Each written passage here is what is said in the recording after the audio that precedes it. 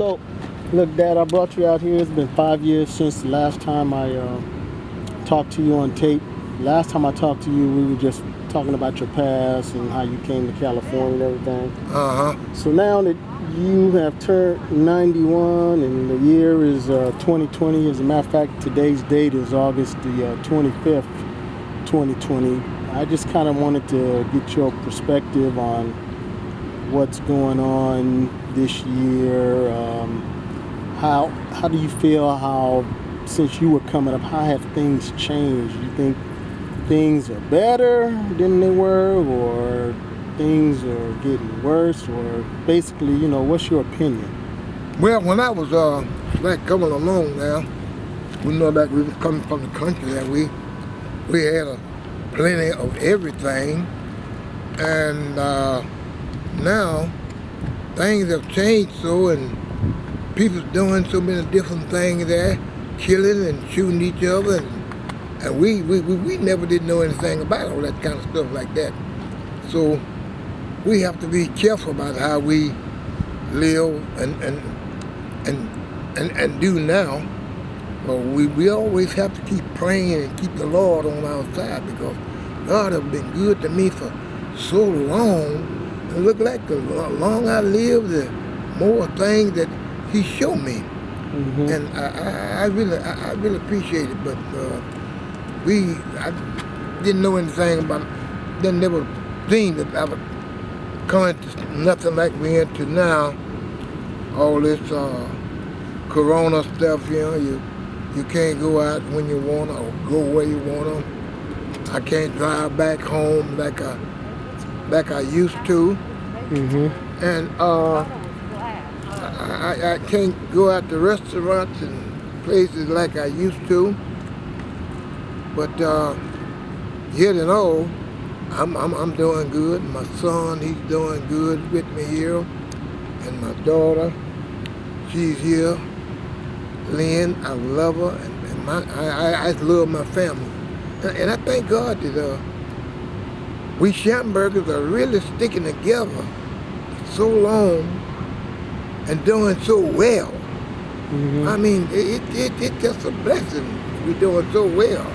Kids in school and went to college and all that kind of stuff. And I don't know nothing but no more about all I know about is just the third grade. But God has been real good to me, because when I came here, California, I went to Jefferson High School, went there at night and started scratching around, and I left there and went to manual art, scratched around there. And then when I left manual art, I still kept doing pretty good. God just blessed me to have a good job and good retirement. So I'm just doing good, and I'm not worried about anything. And I'm in good health now. I get a little dizzy with the headaches and whatever like that and going on like that. But other than that, I'm in good health. I walk a little slow. My back be bothering me. But other than that, God is so good to me till sometimes I wonder. And my kids, they just so good to me. Oh Lord, I don't know what I would do without my kids. Okay, so you were talking about your kids? Yeah, my kids are so good to me. Jeff and Lynn, they just so good to me, and I thank God for them. When I was really down, everybody mostly gave me up, but I kept praying, and my kids kept praying for me and doing things for me, and gave me everything I wanted to. I was down one while. I couldn't walk. I couldn't use my arms.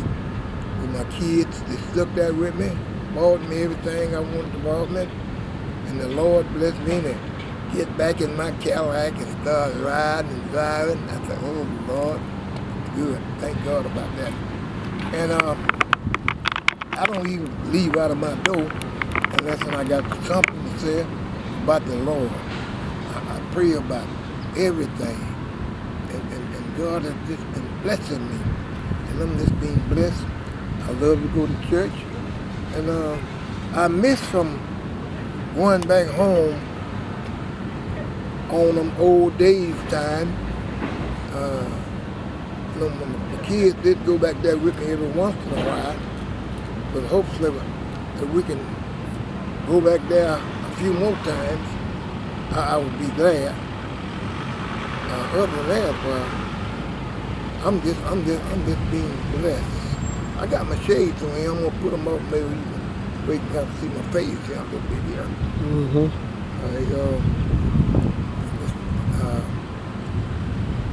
Well, you know, the weather is good out here, and one reason I'm here because I like hot weather.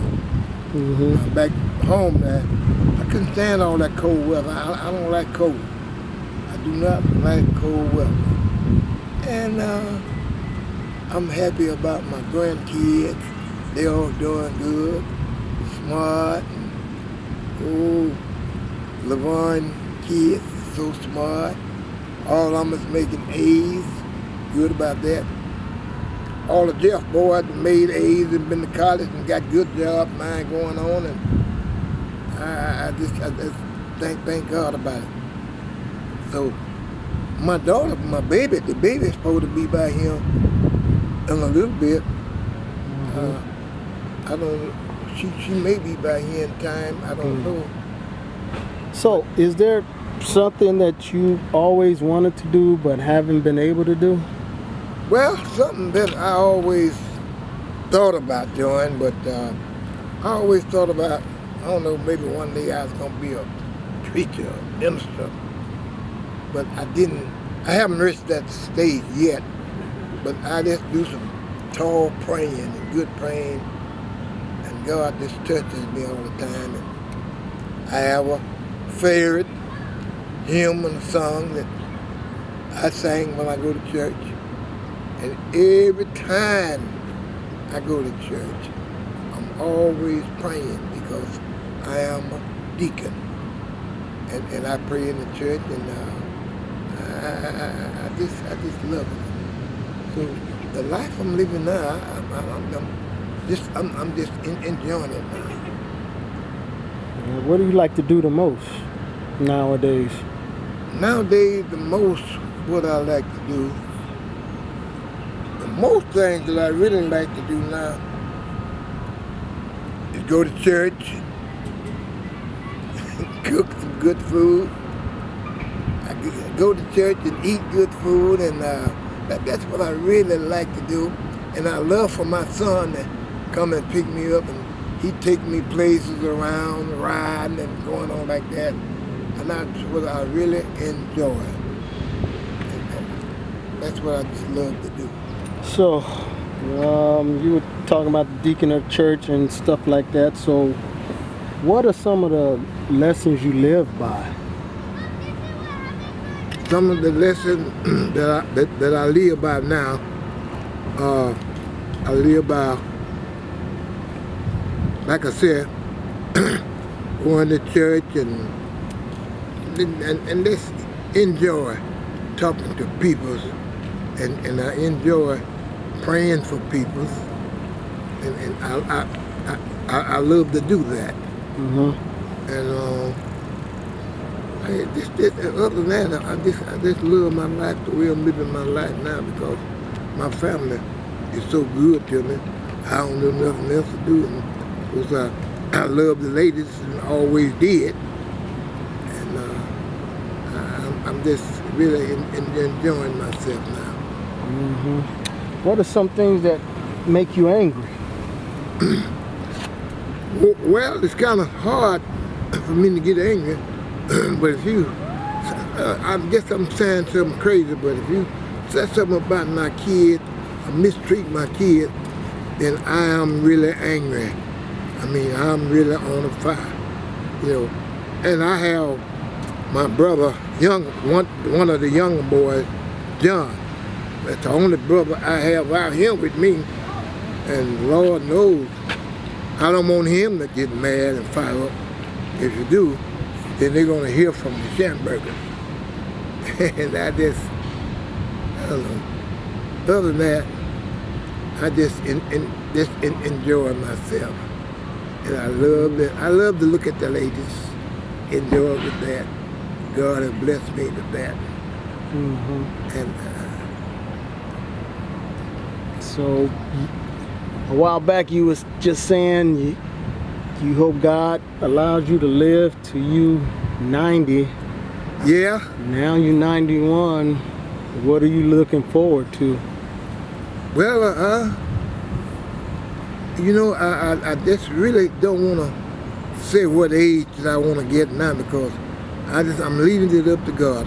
Whatever age He let me live to get to be, that's what I'll get to be, and I will love it and appreciate it. For my next birthday coming up, I'm gonna be 92. That's gonna be February 25th. I'll be 92, and I hope that my kids don't do nothing for me but say, "Daddy, I love you." Well, they've done so much for me, and come around on my birthday, they give me surprise things and do so much for me with money and all that, and I don't need all of that now. All I need is they love, and I got plenty of that. So, like right now, a lot of talk is about the Green Book. I don't know if you heard about that, and African Americans, how they travel from the South down out to the West. So what was your experience like, you know, the first time, what year was it, the first time you drove from Alabama to California, and what was that like? First time I drove from California into Alabama. Or, I mean, from Alabama to California, I'm sorry. From the South. Alabama to California, that was in 1951. In 1951. I drove out here with a friend of mine. He's not with us now. And I remember me driving a 51 Chevy. It was brand new? No, had a lot of fun. It wasn't new, but it was. Well, it was 1951, and his car was a 1951? He had a 19, I believe it was a 49, I believe. But anyway, it was a Chevy, kind of late model, in good shape. It had to be in good shape to leave Alabama to come into California. And I love to drive, and I really laid the hammer down all the way here. And I was coming to see my brother, Lee. And when I got here, he had moved. And you talking about in a mess. I was in a mess. He had moved. And I remember him saying that he went to Jefferson High School at night.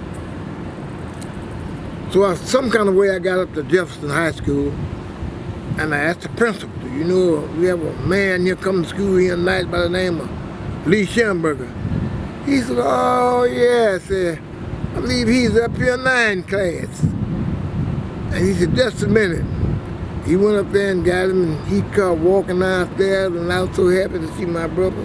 I didn't know what to do, and he was so happy and surprised to see me. And from then on, he and I like stuck together, and we did whatever come to Alabama. And all knows how many times I did that. Oh, I don't know it. Well, when you were driving, because I remember as a kid, we didn't stop at motels much, so I always wondered what was the rush. Excited, want to get home, see my people, and just happy. And that's just the way it was. I couldn't help it. Because I remember Mom saying she ain't going no more unless she can stop at a hotel and get proper rest instead of just stopping and sleeping on the hood for a couple of hours. Stuff like that. Yeah. She never did go with me. I don't think another time. Well, we went once, I know, together. We went in the Black Bonneville. Yeah, we had that Black Bonneville there, and but just at the time that the time that you got up on the wheel and started driving, that's been one of my Cadillacs, wasn't it? That was the yellow 1968 Cadillac. Yeah, boy, you stepped out there, boy, and you started driving that Cadillac, boy. I said, Lord, they're looking so good. I Lord, look at my son there. Now, I was only about, I think that was 1972. Yeah, 71, 72, 72, 73, somewhere along in there, because I don't know, I was young and spending money on cars, man. In fact, I bought 2 cars off the floor, brand new. Both of them was Pontiacs. Mm-hmm. And my Cadillacs I got, they wasn't too old. They was right up there in class there. And I just always loved to drive. Mm-hmm. Love the highway. Love the highway and drive and go places. Have you ever thought about, you know, when you were younger, what prevented you guys from buying a house right away? Well, I was just, well, I didn't have a lot of money, but during that time, I was making around $2 and $3 an hour and all that kind of stuff like that. I wasn't making a lot of money, so we was enjoying with the rent we was paying. And when I did get a house, well, then I was so happy to get a house there, and I enjoyed it and really did had a good time. I thought about always getting another house, and I said, oh man, you don't need no house. I said, oh, you never get too old to get your house. You always ought to have you a nice house. But I had good time, otherwise I just didn't never get another house. And me and my wife at the time, we was kind of like breaking up, separated or whatever. But she found the house. She said, well, I don't really want to get this house right here. I said, well, I want to go in with you and get it. She said, no, I want to pay for it, get it by myself. I said, no, I'm going to help you, baby. And I helped her get the house, and so she still got the house now. Now, how much money did you give her? At the time, I think I had about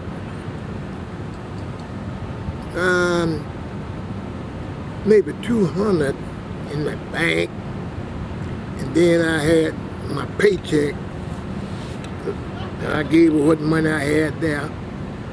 Well, I think she only paid like what $200 or $300 down on the house. I mean, the house was cheap then, so that was good money then. Mm-hmm. So we left it like that. So what was your first job? And I recall you guys talking about you went up to Santa Barbara. How did that happen? Well, I had got a job here with Aero Physics Development Corporation. They was paying me $1.25 an hour. But the company wanted to move to Santa Barbara. And I said, oh, I got a family here and I hate to go up there. And they said, well, if you want to go up there, we will move you up there and take your family too. They did. They paid my way up there for moving, and I got a house in Santa Barbara. What year was that? Oh, Lord. It was in 57. So Yolanda was born January 57. She was with y'all? Yeah, she was the baby. She was the baby there, yeah. We had her with us. And we got a house there for rent, paying the rent there. And having a good time, enjoying. And then my wife, she wanted to come back down here to Los Angeles. I said, well, if that's what you want to do, we'll do it. And she didn't like it up there? She didn't like it up there too much. And y'all near the beach up there? Well, close to water at all? No, we didn't have no beach up there. Didn't have no beach up there. So I told her, well, that's okay. I'll move back down there. And I came back down here to Los Angeles here and got a nice house, living in it and everything now. And I come down on a weekend. Come down, be with my family, and go back. And sometimes I would come down one time out of a week, just drive down and leave out of here the next morning to go back to Santa Barbara to work. And this time, to show you how good I've been blessed all my life, I seen an ad in the paper where it said they wanted some fabricators. And during that time, I wasn't making but, I was making $2 and something. And I came down here and I said, lady, I said, I'm in Santa Barbara. I said, will you hold this job till I get here in the morning? She said, if you sure you're gonna come here in the morning, said, we'll hold this job in for you. And I left that morning around daylight or something. Come on back down here in Los Angeles and got a job with aerophysics developing. No, it was Radio Plane. I got a job company named Radio Plane. I done layups with resin, different kind of material and all that. Okay, I got that job and kept that job. And I bought me a brand new Pontiac off the floor. Oh man, I was just doing it. But I always took care of my family. I always did. I took care of them and they would tell you that. So how'd you meet Gerald Wilson? I met Gerald, I really met Gerald one time. When I was living on Cimarron there, he had this nice house on Cimarron. And I moved on Cimarron with these white people. They didn't want no blacks to move in there. And I told her later, I said, well, that's me and my wife and my one child. That was Yolanda. Mm-hmm. We moved in there, and so the house next door there, that was Gerald. And I had Gerald Wilson. He had an old broke down Ford. And I got to talking with him and going on, so I'd go down to his house, talk with him, and he would always come to the porch and wave at me at my house, that little old place I had. So he told me, so one day he said, I'm gonna get me another house. And I said, if you do, I said, well, I don't want to get in this house you in right here. He said, all right. He said, I'll let you have it. So I helped him move on this street called Brownhurst. I helped him move there, painted the house and everything, and he let me have this fine house right there on Cimarron. Wasn't paying, but I think it was $75 a month. Mm-hmm. I told my wife, I said, baby, I said, let's get this house right here. She said, oh no, I want to go up on Crenshaw. I want to go up on Crenshaw. She heard so much about Crenshaw. Everybody wanted to go to Crenshaw. I was wondering why everybody want to go Crenshaw. Well, at that time, Crenshaw it was something else. You know, there wasn't no blacks and stuff hanging around Crenshaw and going on. So, we messed around, chopped around, and I moved again. And the house Gerald Wilson was going to let me have there, my wife didn't want that house. She said, no, I want to get a place up on Crenshaw, somewhere up in there. But anyway, that's how I met Gerald.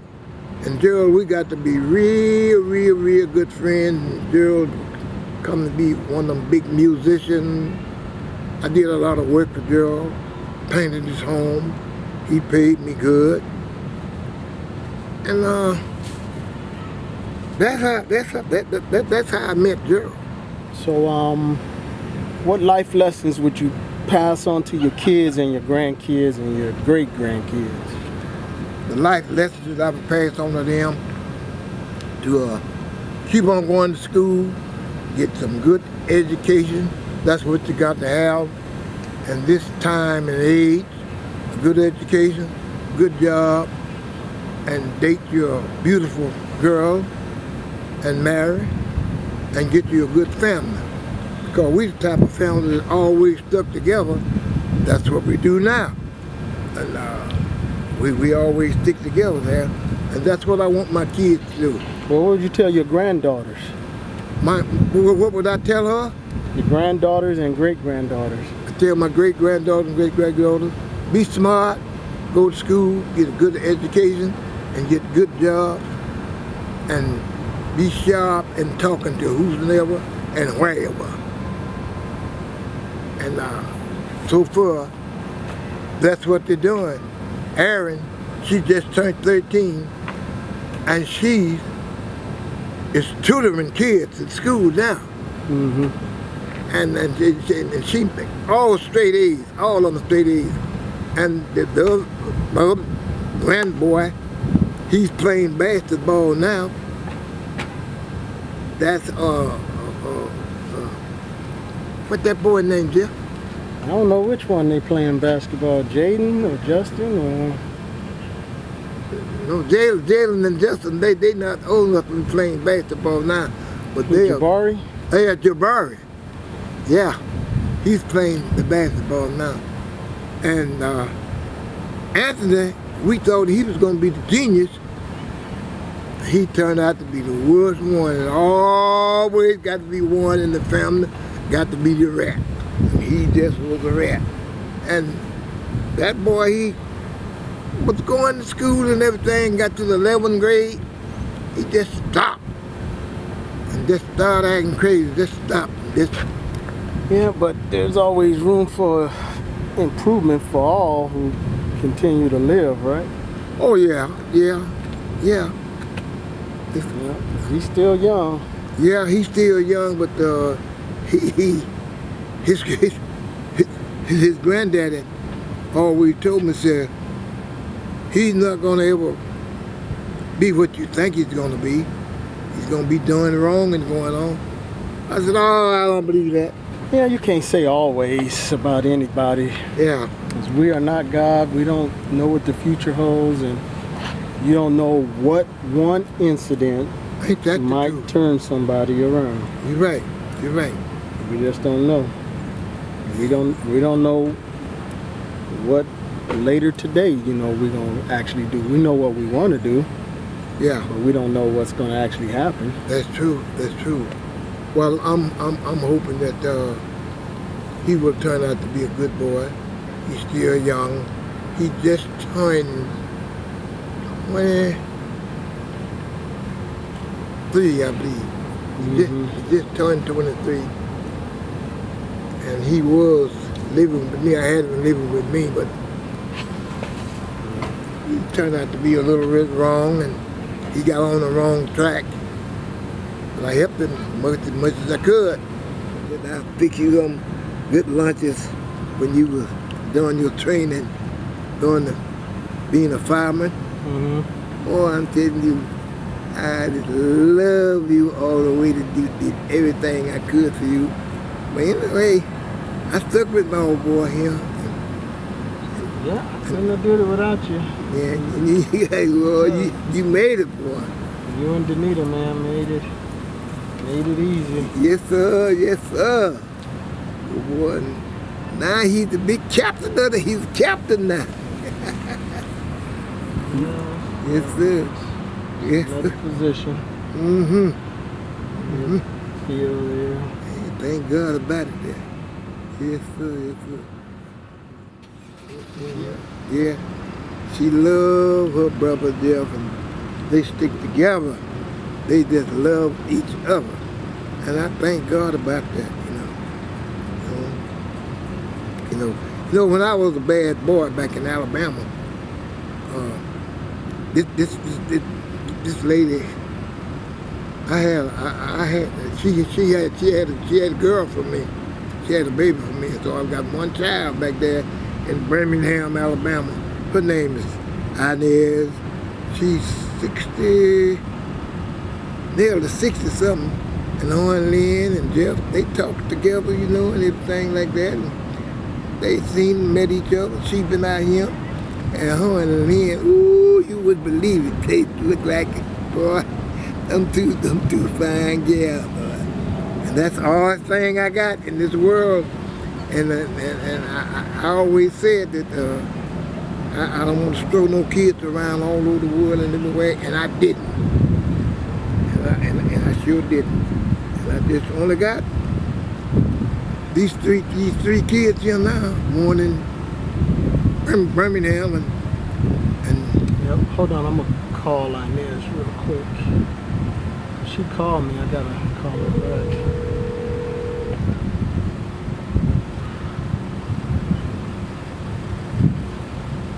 Hello? Hey sis, what's up with you? Hey, sweetie. How you doing? I had been worried about you all that done file there, and I know you're a fireman. Yeah, I saw your call. I didn't have a chance to get back with you, but like right now I'm in the park with Dad. Got him on camera talking, so you on the speakerphone, he can hear you. Tell him I say, hey, I even called Lynn and talked to Lynn. hey, baby. Hey, sweetie. How you doing, Daddy? Doing good. And with your old brother here. I had been trying to call him after I seen all that fire stuff up there. Ooh. You know how I am. I know, that's right. Checking on him, make sure he okay. Yeah, we was just talking about you, and he said, "Oh, I got the call up here now, And so he's interviewing me up here, and I was telling him about the only 3 kids I got here is you, Lynn, and Jeff right here, and I'm just so proud of y'all. I don't know what to do. And I was telling him about the time that you came by here to see your daddy and was with me. Sure, they coming back. Just waiting some of this, I told them if I didn't know happen, I'm coming back up there next year in April. Yeah. Well, I want to come back there next year too, if this stuff ever lift up, But I know. But God is in the plan. He gonna take care. He gonna take care of all this. He gonna handle all of this, and everything is gonna be all right. Gonna be all right there. Sure is. I had called and talked to Lynn a good little while, but I had told Lynn, I said, damn, I'm worried. I said, I can't get in touch with Jeff. He all right, folks. I said, I want to hear his voice. Jeff, didn't they text you or something? I think she did text me a while back just to see how I was doing. Yeah, because I told her too. I said, come on, he all right. You know that I called you. I said, well, I'm going to be all right once I hear his voice. Yeah, the day you had called, we were kind of busy, but I said, man, let me slow down and catch up with you, give you a call, see what you're doing. I'm doing good. I was calling, checking on you. Yeah, I'm good. You ain't got to worry about us out here. Hey, this happen all the time, these fires now. I know. Yeah. Yeah, well, I'm better now. I hear your voice. Yeah, I just stay out the way. Well, thank you. That's what you better do. How's Melvin doing? He doing good. He getting ready to go to work. He downstairs. in that new Cadillac there. Yeah, I bought me a truck. What? I got a Honda LaFay. Get out of here, girl. Yeah, What'd you get? a Honda Santa Fe. Oh, okay. Hey, y'all up on it. Y'all up on it. That's good. Yeah, I just went on and got one because, you know, getting in and out my beard, my back, you know, my back been bothering me. So I can sit up now, you know, when I got that truck. Mm-hmm. Yeah. It's better. Yeah, it's better. So what's the name of it? It's a It's a Honda. Honda Santa Fe. Yeah. Yeah. Man, that looks so good and everything, man. Daddy, you look good without them, huh? You know you look good. You better tell him, Jim. Who that? Hey, sis. Hey, look at that. Hey, sis. All right, boy. Look at my son, man. Look at him, boy. Yeah. That means I wrote. I'm jealous. Oh, you gonna have to jump on the plane and fly on down. I am so jealous. I'm not there with y'all. Now, you with your son, you with your daughter. I'm down here just sitting around watching TV. I'm here with my daughter and my son-in-law and my son.